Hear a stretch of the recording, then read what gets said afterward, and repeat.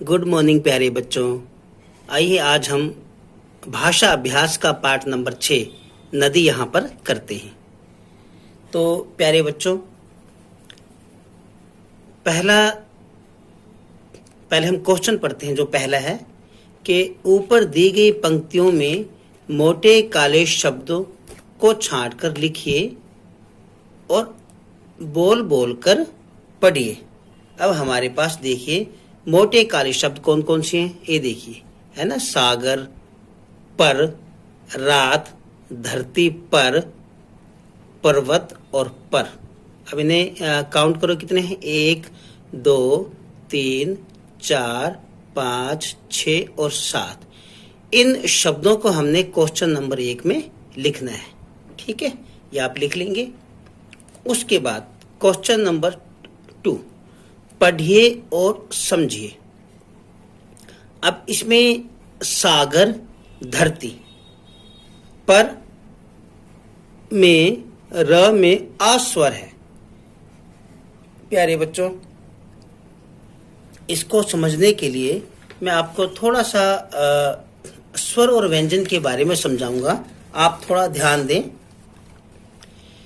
प्यारे बच्चों, हिंदी वर्णमाला में स्वर कौन कौन से होते हैं? अ, आ, ई, उ, री, ए, आई, ओ, आउ, ठीक है। ये हमारे स्वर हैं। और उसके बाद जो व्यंजन है, तो व्यंजन देखिए, क, ख, ग, घ, अंग, च, छ, ज, झ, य, ट, ठ, ड, ढ, अण, त, थ, द, ध, न, प, फ, ब, भ, म, य, र, ल, व। ये सारे के सारे हमारे व्यंजन है। अब प्यारे बच्चों, अब थोड़ा सा देखें कि जो व्यंजन है, क, ख, ग, घ, जितने भी व्यंजन हैं हमारे, हर एक व्यंजन में एक स्वर जुड़ा हुआ अ। हर एक व्यंजन में मान लो क है, मान ले क है हमारे पास, तो ये क पूरा तभी लिखा जाएगा जब इसके साथ आ हो, अ स्वर जुड़ा हुआ हो, तो ये अपने आप में तब बनता है क पूरा। अगर इसके साथ आ स्वर ना होता, ये ना होता, तो ये आधा होता और उसे लिखते हम कैसे? ऐसे, ठीक है। इसका मतलब जो तिरछी लाइन है, इसका मतलब होता है हलंत। और ये उन व्यंजन या उन वर्णों के साथ लगता है जो आधे होते हैं। अब देखिए ख जो हमारे पास है, ये ख अपने आप में पूरा है, क्योंकि इसके साथ कौन सा स्वर जुड़ा हुआ है? आ। इसके साथ आ जुड़ा हुआ है।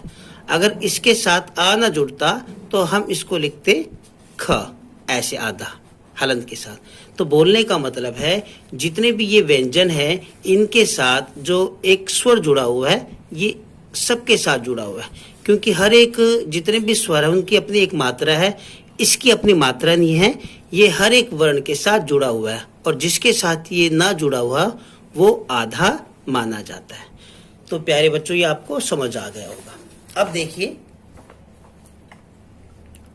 यहां पर सागर, धरती, पर में र में आ स्वर है। यहाँ पे जो र है, इस र में आ स्वर है, इसमें भी आ स्वर है, ठीक है। तो ये र अब कैसे बनेगा? र हलंत के साथ जमा अ, तब ये पूरा र बनेगा, ठीक है। अब प्यारे बच्चों, र के कई टाइप्स होते हैं। र के आपने देखा होगा, र कई प्रकार का होता है, ठीक है। तो अभी हम आपको इसके बारे में समझाएंगे। तो ये जो र है, ये र है पूरा र, और ये र जो ऊपर की तरफ है, इसे बोलते हैं रेफ। अभी मैं आप बच्चों, तो हम र व्यंजन के बारे में जानते हैं कि र के कितने रूप होते हैं। अब प्यारे बच्चों, जो र है, र सबसे अलग वर्ण है, सबसे अलग व्यंजन है, क्योंकि इसके अलग अलग रूप हैं। अब उसके बारे में जानते हैं कि इसके कौन कौन से रूप हैं। जो ये र है, इस र के कितने रूप हैं? इसके प्यारे बच्चों 4 रूप माने जाते हैं। इस र के कौन कौन से रूप हैं? सबसे पहले जो रूप है पहला, वह है सिंपल र। इस तरह का जो र होता है, वह र पूरा है अपने आप में, यानी इसके साथ आ स्वर जुड़ा हुआ है, इसके साथ आ स्वर जुड़ा हुआ है, तो ये अपने आप में पूरा र हो गया। इसका हम एक उदाहरण ले लेते हैं। जैसे कोई भी उदाहरण देखो, आप उदाहरण ले सकते हैं हमारे में। जैसे पाठ नंबर 6 में कौन सा उदाहरण था? सागर। सागर हमारा एक उदाहरण है। तो सा ग र, इसमें देखिए र पूरा है, ठीक है। एक तो ये वाला रूप है इसका। दूसरा जो रूप है इसका वो इस प्रकार एक चिन्ह होता है, इस प्रकार की एक मात्रा होती है, ठीक है। इसे बोलते हैं रेफ। इसे क्या बोलते हैं? रेफ की, र की रेफ मात्रा, ठीक है। इस जो चिन्ह है र, इसे बोलते हैं रेफ, इसका नाम दिया गया है। और इसका हम एक अगर शब्द लिखें तो ये आएगा कर्म। हमने शब्द लिख दिया कर्म। तो ये वाला जो ऊपर वाला र है, ये जो ऊपर जो चिन्ह है ये आधा है, यानी ये र कौन सा है? ये वाला। इसके साथ अस्वर नहीं है, ये आधा है, ठीक है। यानी अगर हम इस कर्म के टुकड़े करें तो ये बनेगा क जमा र, ये आधा है, और जमा म। तो ये जो आधा वाला र होता है ये अलग से नहीं लगता आधा, ये अपने से पीछे वाले वर्ण के साथ ऊपर की तरफ चला जाता है और यहाँ से कट जाता है जब हम इनको जोड़ते हैं, ठीक है। तो ये जो र है ये आधा है। और जो तीसरा रूप है र का वो है इस प्रकार की एक तिरछी लाइन। इसे बोलते हैं पदेन। क्या बोलते हैं इसे? पदेन। पदेन का मतलब पैरों में लगने वाला र। तो इसका एक उदाहरण लिखते हम, प्रकाश। देखिए, तो प के पैरों में ये र लग गया, इसे बोलते हैं पदेन, ठीक है। तो ये जो र है नीचे की तरफ ये पूरा र है, यानी अस्वर के साथ, और जो इसके साथ ऊपर वाला वर्ण है वो आधा है ना। अगर हम इसके टुकड़े करें प्रकाश के तो इसमें जो प है वो हलंत के साथ है, यानी आधा, इसके साथ अस्वर नहीं है। और र इसमें पूरा, यानी नीचे की तरफ जो र है वो पूरा है, जमा का और श। तो यानी बोलने का मतलब इसके साथ जो ऊपर वाला वर्ण है वो आधा है प, और जो नीचे वाला र है ये पूरा है, ठीक है, पदेन। अब चौथा जो रूप है वो है इस प्रकार का, उल्टा वी की तरह। इसे क्या बोलते हैं? इसे भी बोलते हैं पदेन, ठीक है, उल्टे वी की तरह, इस तरह उल्टे वी की तरह। अगर हम इसका एक उदाहरण लें, ट्रक, है ना, ये ट और ड, ये गोलाई वाले जो वर्ण हैं, ठीक है, जो आधी पाई वाले यानी गोलाई वाले वर्ण है, उनके साथ ये प्रयोग होते हैं।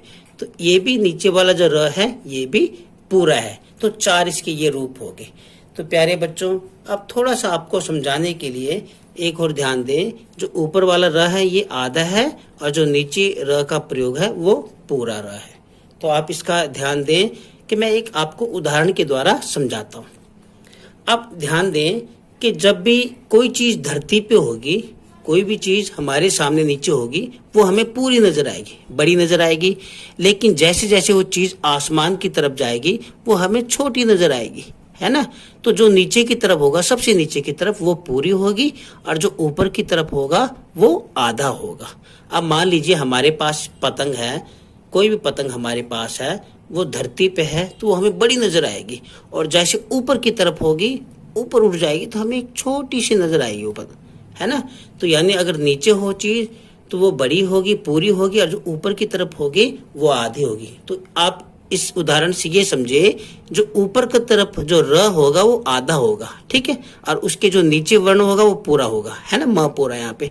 अब यहाँ पे देखो, र नीचे की तरफ धरती की तरफ है तो र पूरा होगा, और प ऊपर की तरफ है तो प आधा।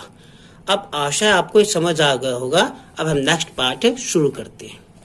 तो नेक्स्ट जो पार्ट है, जो प्रश्न है, वो हम ध्यान दें, वो है क्वेश्चन नंबर 3। र के 2 रूप हैं, उन्हें जानने के लिए, यानी 2 रूप के बारे में तो यहाँ बताया गया है, ठीक है। ये सिंपल र है और ये ऊपर वाला रेफ र, इसके बारे में बता दिया है। जो ऊपर वाला रेफ र है ये आधा माना जाता है, यानी आ स्वर के बिना। अब क्वेश्चन नंबर 3, र के 2 रूप और हैं, उन्हें जानने के लिए नीचे दिए गए शब्दों को बोल बोल कर पढ़िए।